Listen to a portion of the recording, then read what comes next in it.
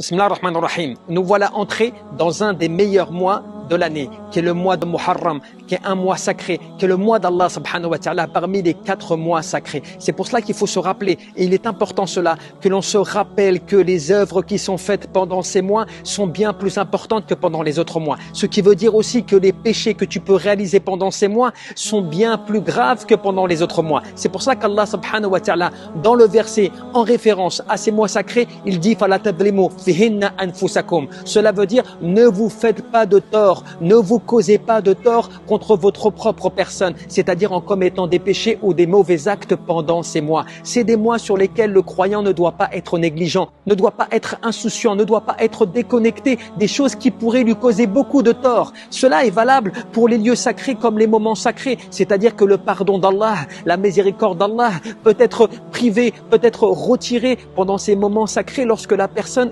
commet des actes qui sont mauvais. Donc il faut profiter, se rappeler qu'Allah subhanahu wa ta'ala a déterminé 12 mois. De ces mois, il y a 4 mois, dont 3 qui se suivent, Dhul Qa'da, Dhul Hijjah, Wal Muharram. Et enfin, le 4e de ces mois qui est Rajab, Baina Jumada wa Sha'ban. Donc ce sont les mois qui sont considérés parmi les mois sacrés et dans lesquels la personne doit faire très attention à ses œuvres, doit se remettre en cause, doit profiter de ces moments pour se repentir. Et surtout pendant ces 10 jours de Muharram dans lequel il y a ce jeûne de Ashura qui est un jour important. C'est pour cela, mes chers frères, mes chères sœurs, que nous devons porter de l'attention à notre religion, à nos règles et aux raisons pour lesquelles Allah subhanahu wa ta'ala a rendu ces mois sacrés. Donc prends garde à tes œuvres, prends garde à tes péchés, prends garde à ta négligence pendant ces mois qui pourraient te coûter cher si tu ne fais pas attention.